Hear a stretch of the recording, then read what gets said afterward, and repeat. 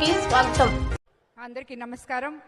ముందుగా ఈరోజు పండుగ వాతావరణంలో మనం నెల్లూరు జిల్లా మహానాడు జరుపుకోవడం చాలా సంతోషంగా ఉంది.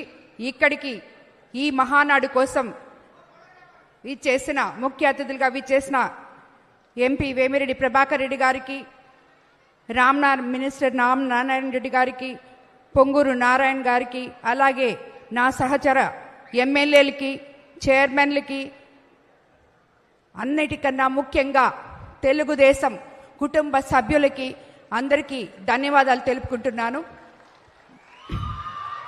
ముఖ్యంగా మనము అన్న నందమూరి తారక రామారావు గారు స్థాపించిన ఈ తెలుగుదేశం పార్టీ పేద ప్రజల పార్టీ అని చెప్పి మనకు అందరికీ తెలుసు. ఎప్పుడైతే మనం అందరము కనీస వసతులు అయిన కూడు గుడ్డ కోసం పేద ప్రజలు అల్లాడుతుంటే, సామాజిక న్యాయం కోసం బహుజన వర్గాలు ఎదురు చూస్తుంటే, సమాజంలో సమానత్వం కోసం మహిళలు ఏం చెయ్యాలా అని చెప్పి ఎదురు చూస్తుంటే, మున్సిపల్ కరణాలు పట్వారీల వ్యవస్థల్లో సామాన్యులు కష్టాలు పడుతుంటే, తెలుగు జాతి ఆత్మ గౌరవ ప్రతీకగా, పేద ప్రజల గుండె చప్పుడుగా, బహుజనుల సామాజిక న్యాయంగా, అణగారిన బలహీన వర్గాల పార్టీగా మన తెలుగుదేశం పార్టీ మనమందరం రాముడు, కృష్ణుడు, దేవుడు అని కొలుచుకునే ఎన్టీ రామారావు గారు ప్రజలే దేవుళ్ళు, సమాజమే దేవాలయం అనే నినాదంతో మన ముందుకు తీసుకొచ్చి స్థాపించారు. అటువంటి గొప్ప పార్టీ గత 40 సంవత్సరాలుగా ఆయన అడుగులో అడుగు వేస్తూ చంద్రబాబు నాయుడు గారు, నేటి మన ముఖ్యమంత్రి,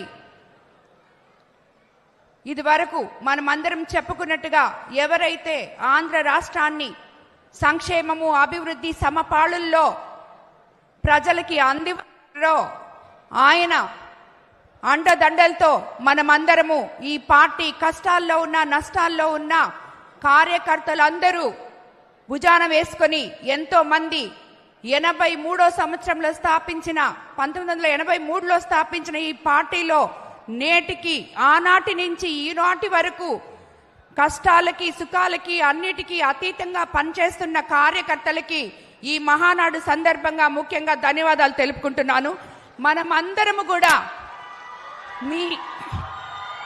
మీ అందరి నమ్మకం చంద్రబాబు నాయుడు గారు, ఆయన వస్తే మనకి ఏదో సాధిస్తారు, ఏదో పేద ప్రజలు బాగుంటారు అనే ఒకే ఒక ఉద్దేశంతో మనము ఎవరు ఎన్ని కష్టాలు పెట్టినా ఓర్చుకొని ఇప్పుడు అత్యంత భారీ మెజారిటీతో తిరిగి ఆయన్ని మనం ముఖ్యమంత్రిగా చేసుకోవడం జరిగింది.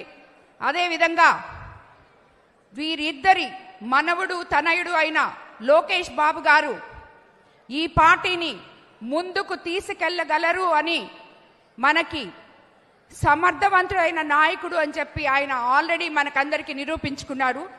ఏ రకంగా అంటే ప్రతి ఒక్కరూ ఇంట గెలిచి రచ్చగెలవమన్నారు.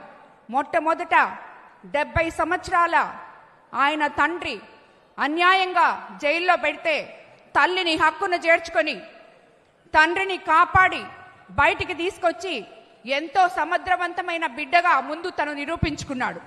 దాని తర్వాత ఈరోజు మన నాయకుడిగా ఎదుగుతున్నాడు. ఇలాంటి నాయకుడి అండదండలతో పార్టీని నేటి యువత ముందుకు తీసుకెళ్లగలదని, ఆయన అండలో ఈ పార్టీకి ఇంకా ఎంతో అభివృద్ధి జరుగుతుందని చెప్పి నేను మీ అందరికీ తెలియజేసుకుంటున్నాను. అదేవిధంగా అన్ని కష్టాలకు ఓర్చుకొని యువగళంలో పాల్పడిన నారా లోకేష్ బాబు నిజంగా ఆయనకి మన అందరినీ ఏ కార్యకర్తని విస్మరించకుండా, ఏ నాయకుడిని విస్మరించకుండా అధికారంలో లేనప్పుడు కానీ, అధికారంలో ఉన్నప్పుడు కానీ నాయకుల అండదండలు, బాగోగులు చూస్తున్న మన ముఖ్యమంత్రి చంద్రబాబు నాయుడు గారు, నారా లోకేష్ గారికి మరోసారి నేను ధన్యవాదాలు తెలుపుకుంటున్నాను. అదేవిధంగా మనము అధికారంలోకి వచ్చి ఇప్పటికి 12 నెలలైంది. 12 నెలల్లో దేశంలోనే అత్యధిక పెన్షన్లు ఇవ్వడం మనం మొదలుపెట్టాం.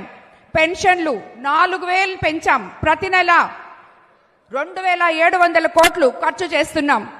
జూన్ 12న 1,00,000 మంది వితంతువులకు కొత్త పెన్షన్లు మంజూరు చేయబోతున్నాం. అదేవిధంగా పేదల కోసం 203 అన్న క్యాంటీన్లు ప్రారంభించాం. ఆకలి తీరడమే కాదు, గౌరవంతో తినే హక్కు కల్పించాం. అదేవిధంగా 3.5 లక్షల మంది పేదలకు కొత్త రేషన్ కార్డులు ఇవ్వబోతున్నాం. అదేవిధంగా నైపుణ్య గణన చేపడుతున్నాం. ప్రతి వాడి శక్తిని గుర్తించి ఉపాధి అవకాశాలు కల్పిస్తున్నాం. P4 ద్వారా పేదరిక నిర్మూలమే దిశానిర్దేశంగా మనం వెళ్తున్నాం. యువత, మహిళలు సాయం చేయడానికి సూపర్ 6 పథకాలు ప్రారంభిస్తున్నాం. అదేవిధంగా మనము రాబోయే రోజుల్లో మన ముఖ్యమంత్రి చంద్రబాబు నాయుడు గారు ఇచ్చిన ప్రతి ఒక్క హామీని నెరవేర్చబోతున్నారు. గత 5 సంవత్సరాల్లో అస్తవ్యస్తమైన ఈ ప్రభుత్వాన్ని తిరిగి క్రమశిక్షణలో పెడుతూ ఆర్థిక వ్యవస్థని మనకి ఇచ్చిన మాటని నిలబెట్టుకున్న దిశలో మన ముఖ్యమంత్రి గారు పయనిస్తున్నారు. ఇటువంటి గొప్ప పార్టీలో మనమందరం ఇటువంటి గొప్ప నాయకులు మార్గదర్శనంలో కార్యకర్తలే నా బలం, కార్యకర్తలే నాయకులు, ఎవరైతే పార్టీ కోసం కష్టపడ్డారో వాళ్ళని గుర్తించాలి అని మనకి ఆదేశాలు ఇస్తున్న ఇటువంటి నాయకులతో కలిసి మనం పనిచేయడం మనం నిజంగా చాలా అదృష్టవంతులుగా చెప్పుకోవాలి. ప్రతినిత్యం ఇప్పటికీ 12 నెలలు మనం అధికారంలోకి వస్తే వారానికి ఒకసారన్నా కానీ మన సీఎం చంద్రబాబు నాయుడు గారు, అధ్యక్షులు పల్లా శ్రీనివాసరావు గారు వీడియో కాన్ఫరెన్సుల్లో ప్రతి ఒక్కరికి న్యాయం జరుగుతుందా లేదా అని చెప్పి మమ్మల్ని అందరినీ కాన్ఫరెన్స్ కాల్లో తీసుకొని ప్రజల కోసం వాళ్ళు పాటుపడుతున్నారు. అదేవిధంగా ఈరోజు అన్నిటికన్నా ముఖ్యంగా మానవతా దృక్పథంతో మన కార్యకర్తలు ఎక్కడైతే ఆరోగ్య పరిస్థితుల్లో వాళ్ళు డబ్బులు ఖర్చు పెట్టుకోలేక ఒకవైపు ఆరోగ్యశ్రీ ఉంటే ఇంకోవైపు ఎవరైతే పేదలు డబ్బులు ఖర్చు పెట్టుకోలేకపోతున్నారో వాళ్ళ ఆరోగ్యం కోసం మానవతా దృక్పథంతో ఈ 12 నెలల్లో నా కోవూరు నియోజకవర్గంలోనే 11 సార్లు సీఎం రిలీఫ్ ఫండ్ చెక్స్ ఇవ్వడం జరిగింది. ఇటువంటి మానవతా దృక్పథం కలిగిన ముఖ్యమంత్రి దగ్గర మనం అందరం ఉండడం నిజంగా నేను అదృష్టంగా భావిస్తున్నాను. అదేవిధంగా మా కోవూరు నియోజకవర్గంలో ఈరోజు మినీ మహానాడులో మేము తీర్మానించిన తీర్మానాలున్నాయి. కనిగిరి రిజర్వాయర్, పెన్నా డెల్టా ఆధునీకరణ చేపట్టే పర్యాటకాన్ని అభివృద్ధి చేసేలా కృషి చేస్తాం. కేంద్ర రాష్ట్ర